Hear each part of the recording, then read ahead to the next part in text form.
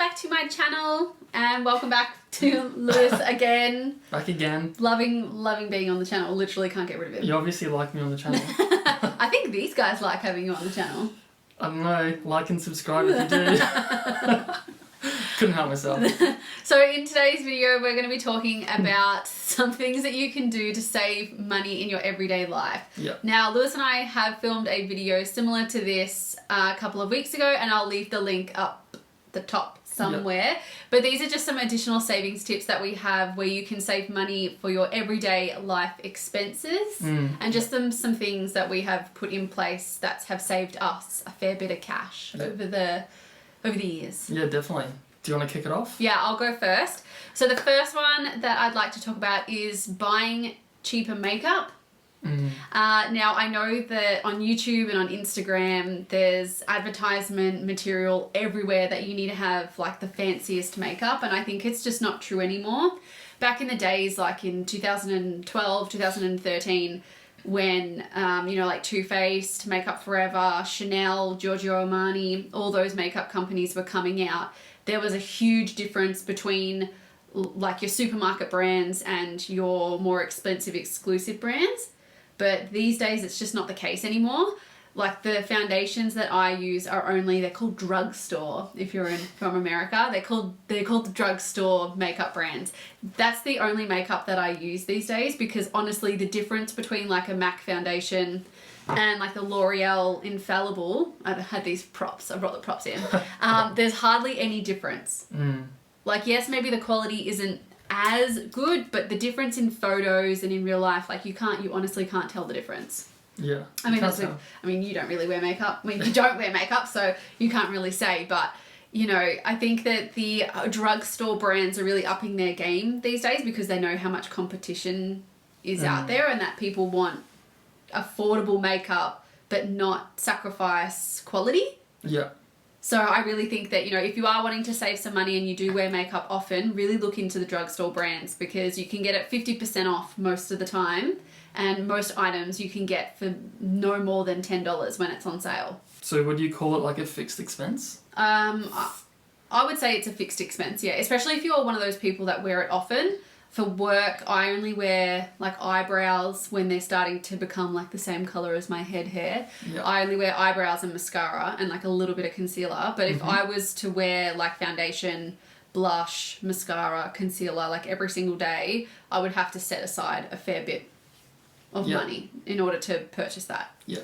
And you wait on sales, don't you? Oh, 100%. So you get like 50% off and then you buy like 5 of them? Oh, yeah, yeah. Like I bulk buy. Like, I didn't buy mascara for at least 2 years because they were 50% off. How many did you buy? I bought like 4 or 5. Oh, and they last that long? They last me like 6 months because I don't really wear makeup that often. Yeah, true, yeah. And I honestly try and get like every single bit. Like, you'll see me with the mascara tube and I'll get the brush and I'll really try and like twirl it in the tube to try and get every single last bit. You buy like a little scoop and like skip out every last bit. Yeah, I want to get my money's worth. I've paid for it. Yeah, 100%, yeah. All right, what's your one? Yeah, so my first one is using banks that don't have withdrawal fees for ATMs. Yeah. So I didn't even really know this was a thing until I read The Barefoot Investor. And then I think you got onto the account. ING? ING. Yeah. I think there's a couple of others that do it, but... ING is the biggest one. Yeah. Because it's something it's like annoying. Like if you just don't go to your bank, it's like $2.50, $3. Yeah. Some of them are like really high. But then we've started using the ING for our like daily expenses that we combine. Yeah. And I took some money out over Christmas, like, because we had to pay for stuff. But it's good, like, because it takes it out and then it puts it back into the account. Reimburses you. Yeah. So it would have cost like $20 in fees, I reckon, over that Christmas period. So it's like definitely worth it. And there's no account fees either with ING, which you have to be careful when you're signing up to a bank. My bank personally, it's a $5 monthly fee if you don't deposit $2,000 or more. So for my account, they take the $5 out, and then if I have deposited $2,000 or more, like my income goes in on that account, and then they reimburse you the $5. So you have to be careful to when you sign up to a bank that they're not using monthly fees, or if they are using monthly fees, that you're depositing enough money for it to counter counteract, Yeah. if that makes sense. Yeah, that makes sense. That kind of goes into my next tip, which is using, and it's a pretty new bank and a pretty new app in Australia. I think it only really became big last year, and that's banking with UpBank. Mm-hmm.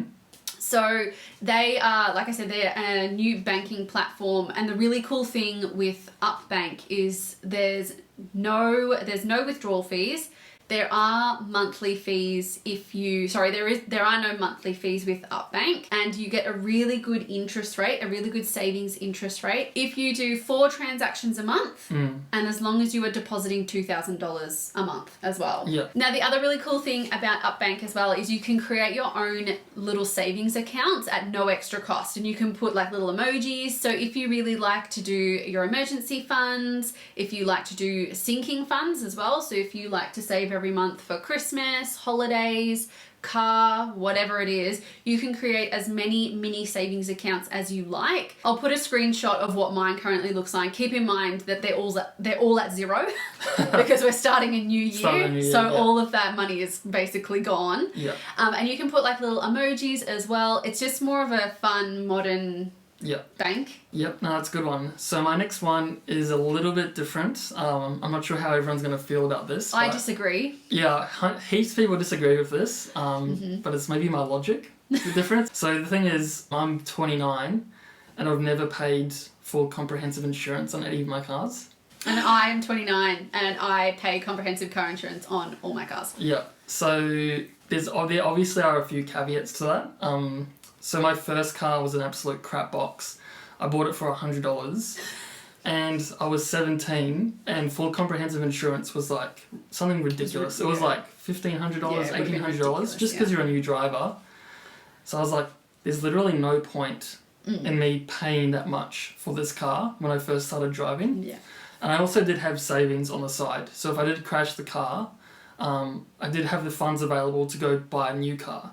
So I'd say that's the only thing that you have to think about, is that if you do crash your car, you have to sink the costs for yourself. And that's something you do have to be mentally prepared for. Yeah. Because if you don't have that emergency fund or even a separate fund for a car, then I wouldn't do it, like at all. Yeah. Like you have to be in a position to do it. Yeah.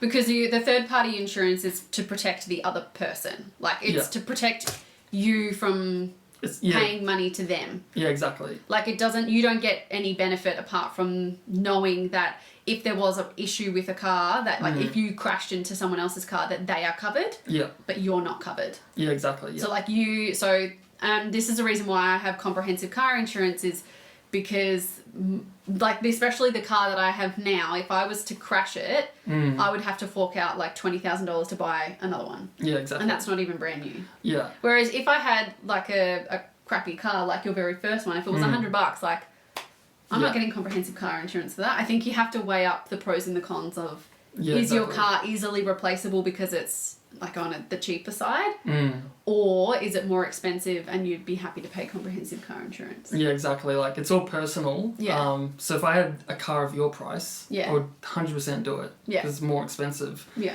But my cars, I've always had like relatively cheap cars. Yeah. And even if I was to crash one now, knock on wood, all the money I've saved over the past several years have easily paid for like a few cars that I could, buy. Yeah. And especially because the price difference between third party and comprehensive is just... It's quite a lot. It's quite a lot. It's ridiculous. Yeah. So the next one that I have is to use Facebook Marketplace. And I'm sure this is an international thing, right? Yeah, I'm pretty sure it is, yeah. So Facebook Marketplace is awesome for buying and selling your items and buying other people's items. Yeah. So I today actually just sold a denim dress and a denim jacket, and I managed to pocket not as much as what I had liked, but that's okay. Still alright. But someone else now benefits from my items and I got cash in return. So I think most of the things in our house, bar like a few, we all purchased off Facebook Marketplace, and there's nothing wrong with any of the things that we bought. Yeah, exactly. Just like when you buy any item from a store, you have to do your research and shop around. Yeah, exactly. And you don't have any obligation to buy it if you go and see something and it's like not good. Just like, oh no, no thanks, I'm not interested. Yeah, and I think Facebook Marketplace has saved us literally thousands of dollars. Oh yeah. Especially in appliances. Like as long as you ask them to plug it into the wall and to switch it on, Yeah. like then there really shouldn't be anything wrong with it. Yeah, exactly. Yeah. Like we bought our fridge, our microwave, washing machine, our couch, our TV unit, not the actual TV, the TV unit. Yeah. What else have we bought? A few things. I think a few other items. And for myself personally, I've purchased my laptop off Gumtree previous to Facebook Marketplace because I feel like everyone's moved from Gumtree to Facebook. Yeah. Just because it's a better user experience. It's more personal as well. Yeah, there's more accountability because there's actually a face behind the listing. And there's a rating.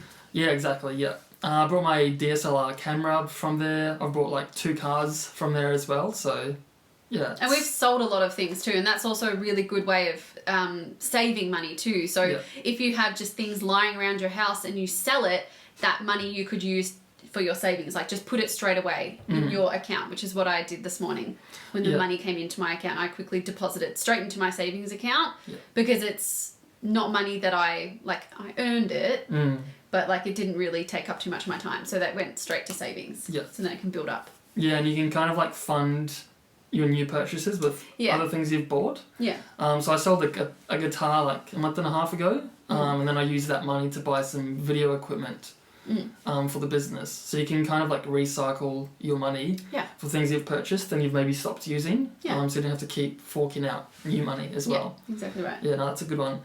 So the next one is for myself to buy a fuel efficient car. So it's your next car. yeah, for my next car.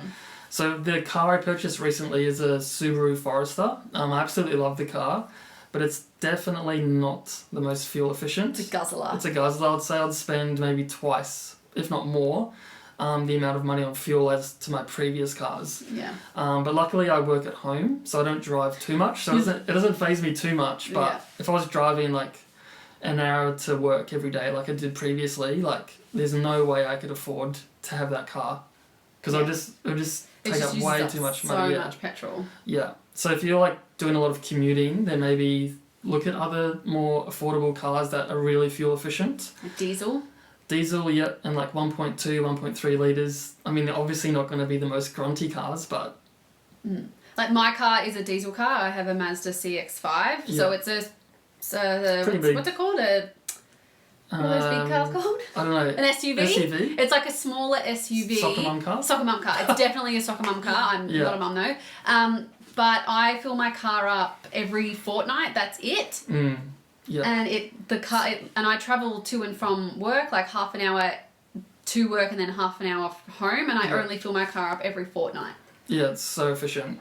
And like we travel down to the beach a lot, and I hardly ever have to fill up my car. It's really good. So if you are wanting to save money that way, look into diesel cars and just brands as well. Like Mazdas are known for, I think, being pretty fuel efficient. Yeah, and like Toyotas and Hyundais are pretty good as well. Yeah. Because at the end of the day, it's a fixed expense. Yeah. So if you can reduce that, then that will put a lot of extra money into your pocket every year. Exactly right. Or over the lifetime of like owning a car. So another way that you can save money is by doing money challenges, which are a little bit fun, they're a little bit different, and they're a bit more light-hearted, I think, than just like putting money straight into a bank and being really strict about it. So this year, and I have a video on my channel about it, it is the $5 challenge.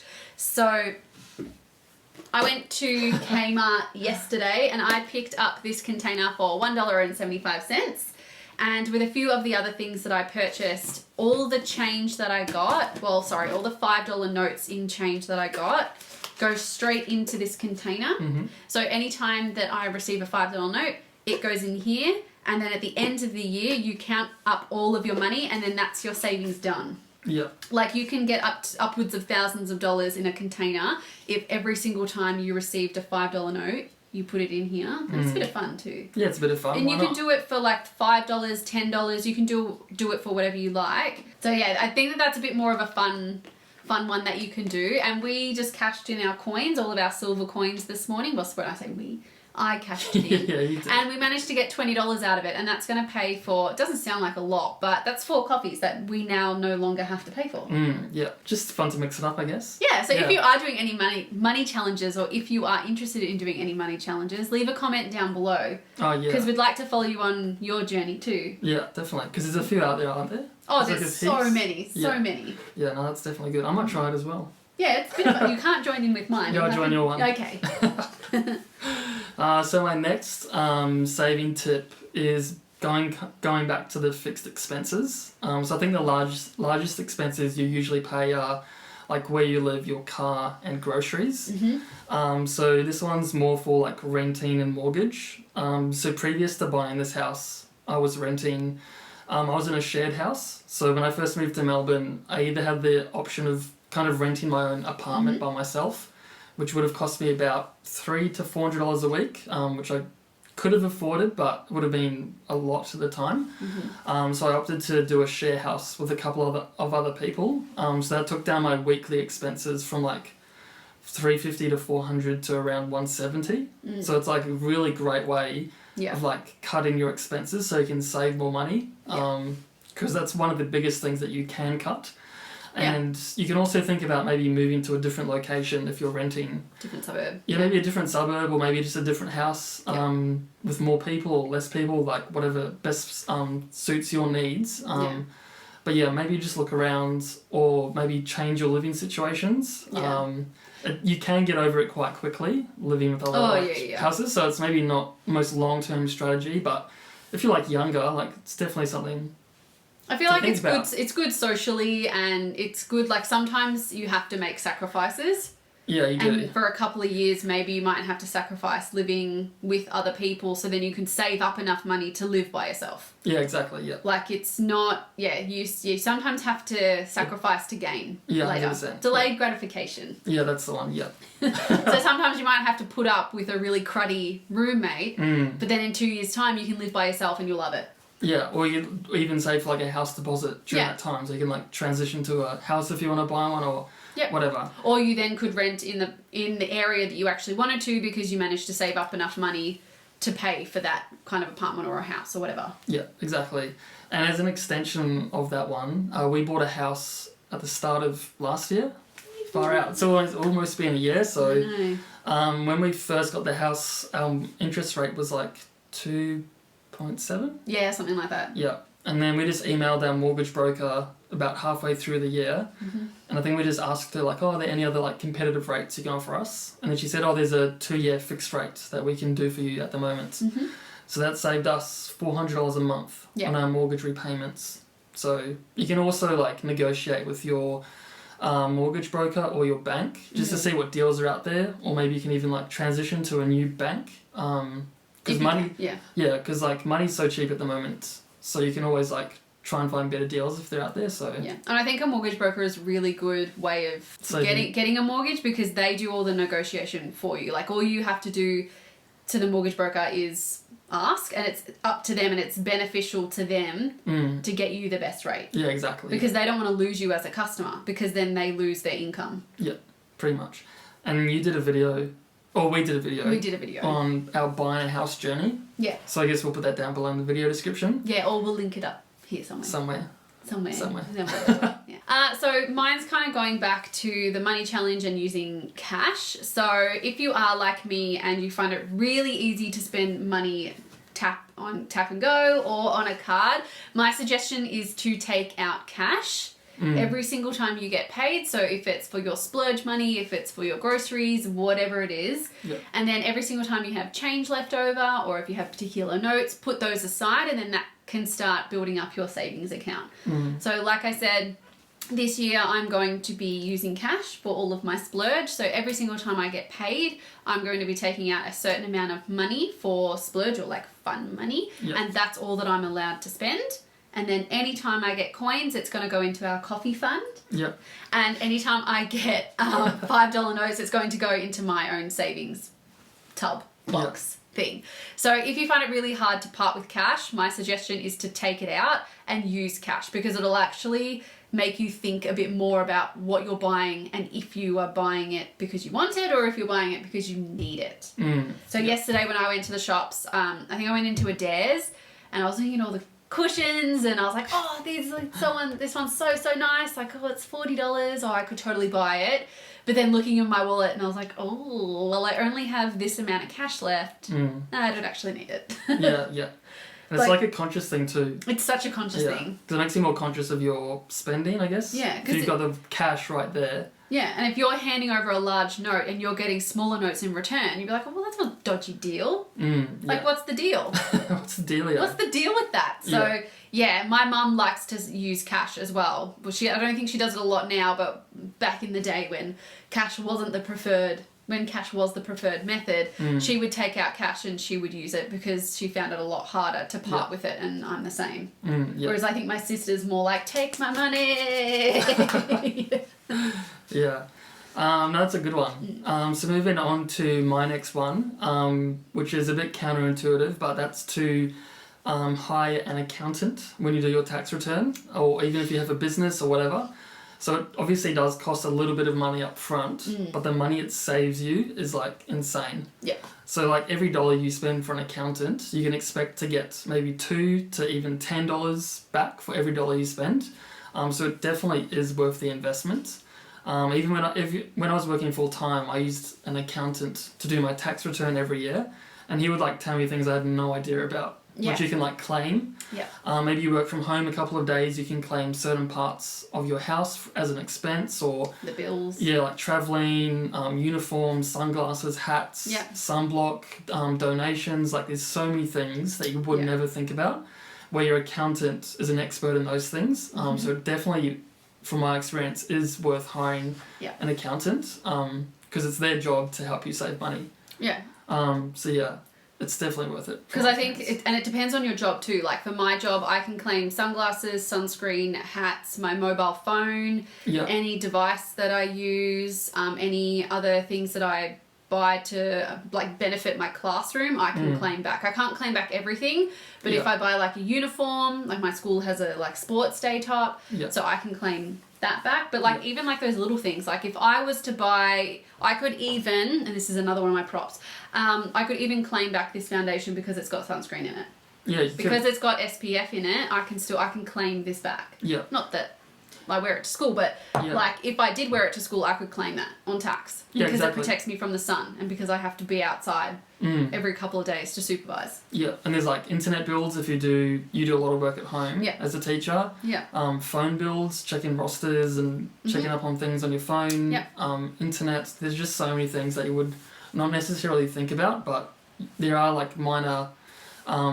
It's all the little things. It's all the little things that add up. Yeah. Yeah. And I think also once you do your first tax return with an accountant, the next time you do it, you can actually write off the first one as a deduction as well. Yeah, their fee is tax deductible. Yeah, so you really only have to pay for the first one, and then you kind of get it back every year. Yeah. So it's, Which like doesn't make sense, but it's such a good idea. It's so good. And I find like local accountants, like local mum and pop accountants are really good. Yeah. Some of the larger firms, they're just kind of like a production line. Like they just get you in and get you out. But if you go to like a smaller firm, from my experience, they like really look take care of you. Yeah. It's only around $150, $250 depending on where you go. But depending on how complex your tax return is. Yeah, exactly. Yeah.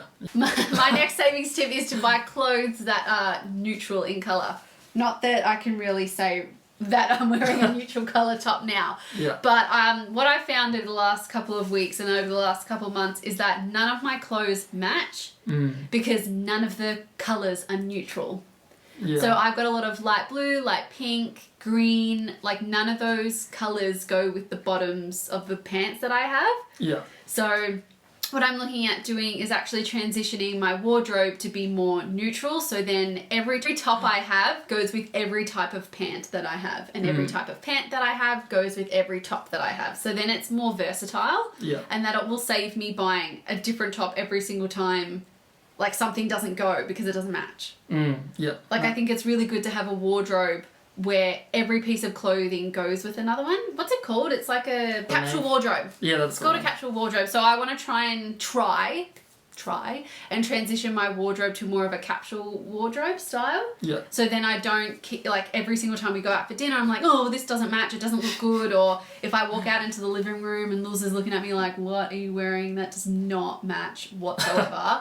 I kind of want to avoid having those faces. And it's also good when you wake up to go to work. You just like, chuck on whatever. Yeah, I can just literally pick anything and I know that it'll match. Yeah. So my next saving tip is to grow herbs. You love your herbs. Love my herbs. So in Corona or COVID lockdown, we did a lot of gardening. You did a lot of gardening. Yeah, I did a lot of gardening. So I planted a lot of herbs, mainly because it was something to do. But after doing it, it actually saves you like not quite a lot of money, but it saves those like little bits where you might go like buy mint or like thyme or rosemary or basil or something. Because those things add up. Yeah, because in Australia, if you go buy it at like Woolies or Coles, it's like $4 for like this little flat thing. It's like such a rip-off. And it only lasts like 1 or 2 days in the fridge, and then it wilts, and then if you don't use it in time, then you have to go and spend more money because you didn't use it in time. Yeah. Yeah, like you can buy literally a mini plant of basil and you can just plant it, and they grow really big. So if you use like that a lot, it definitely will save you money. Yeah. And we've been having a lot of cocktails recently. So like we've got 2 mint plants. Yeah. So that saved us a little bit of money because like for garnishes and whatever, but yeah, it's just those little things, I guess. Yeah, and it's been more satisfying as well, and you know that it's fresh, and you know that it hasn't had anything exposed to it that maybe it shouldn't have, because it's grown in your own home. Yeah. Alright, so my last tip, and this is something that I sometimes do, but I feel like this would save a lot of people money, is to work out at home. No, I think that's a good one. So considering the last year was, when everything was locked down, you couldn't go to the gym, I think that people really started to work out at home and realise, well, you actually don't need to pay $50 a fortnight or $20 a fortnight to get fit. Yeah. Like you can if you have not a smart TV, but a smart TV, if you can get YouTube on your TV, you could totally do like a Chloe Ting workout at home. Yeah. And you don't have to pay a cent because YouTube is free. Yeah. It's so good. So if you are really into fitness, they've got HIIT, they've got like pure just cardio, strength training, yoga, Pilates. Like there's unlimited amount of videos on YouTube that you can follow for free to get fit. Not that I actually do it. I did it a little bit. You did it for like almost every day for a couple months. Yeah, and then I just kind of gave up a little bit and I was like, whatever. But I feel like if you are committed and if you are motivated and you really do want to get fit, but you don't want to have to pay for like F45, which I'm just going to say right here is an absolute rip-off. So I guess that moves on to my next one, which is pretty standard, which is to track your expenses. So I guess everyone says like track your expenses, track. But I feel like a lot of people actually don't do that. Yeah. So there's a few apps you can download. One of them is called Pocketbook. I have Pocketbook. Yeah, so I use that one too. So it automatically connects to your account. Yeah. And it categorizes what you're spending money on. And then it gives you like a report at the end of the month. So you might think you're only spending $100 on like entertainment and food, but once you actually look at the report, it'll be like you're spending $1,500. And it's easy because it does it for you. It does all the categorizing and everything for you. Yeah, it does. So like it really like opens your eyes to where you might be kind of bleeding money in your day-to-day life. And also, if you don't want to connect an app, you can just go through your bank statements on your phone and you can just look at the transactions. Like I know for sure at the moment there's a couple of like subscriptions that I'm not using where I could just go back and like cancel them. Yeah. And I usually do that just like every 3 months just to go back because there's things you just forget about or, And you can just print out your bank statements and get highlighters for different categories and you just highlight every single time. And that's a bit of fun too. Like everyone loves highlighting. Your blue could be for food, your green could be for clothing, and then that's an easy way to see where your money's going. Yeah. Kmart also has a really good budget planner too, which I bought this morning as well. I sound like a little shopaholic. Oh my God. I sound like I've had a really productive day, but I actually haven't. And it was $5 and all. But yeah, it tracks like for entertainment, health, groceries, bills, like all these different things. It's good to know where your money's going and how you can cut back. So if you're buying a coffee every day, like here and there, that could really be like $50 over the week. Yeah, definitely. Or is that something that you can eliminate? And then that's $50 that you could put into your own savings account. Yeah, it either makes you like aware of what you're spending money on. Yeah. And you can just be like, oh yeah, that's cool, that's what I want to do. Yeah. But it also like finds holes in your savings when you're like, oh, I'm spending that much per month from that. Yeah. I haven't used that in like months. Yeah. Kind of thing. And I just remembered something that I didn't add on my list, but going to green grocers. Oh yeah, you love that. Yeah, because you go to them all the time. I do, yeah. But I've actually never gone into one and like done like a full shop. Yeah. So a greengrocer isn't a supermarket. It's just a place where they sell fruit and veg, and they might sell like a few other things. Yeah. But they're usually found in in shopping centres. Yeah. And they're really good. Like the other day we got, and limes in Woolworths at the moment and Coles are $1.20 each per line. And we went to the greengrocer and we managed to get, what did I get? I paid $3 and we got 6. Yeah, such a bargain. And you can get like a dozen eggs for like $3, free range eggs. We got like a massive bag of food, like fresh food, produce for like $20. So good. And if we were gonna go to LD, even like Coles, that would cost at least double. Oh yeah. I was like blown away. And the quality is actually better, I find. Anyway guys, thank you so much for watching today's video. Please make sure that you do leave a comment down below which one was your favourite savings tip, or what savings tip could you give to other people that we may not have mentioned. Yeah. Also make sure that you check out my other videos. I'll leave a link to them down below as well. And make sure that you do like this video for Lewis coming on today. Thanks for coming. Yeah, no worries. You had fun? It was great. That's good. Good times. Alright guys, we'll see you in a video sometime in the very near future.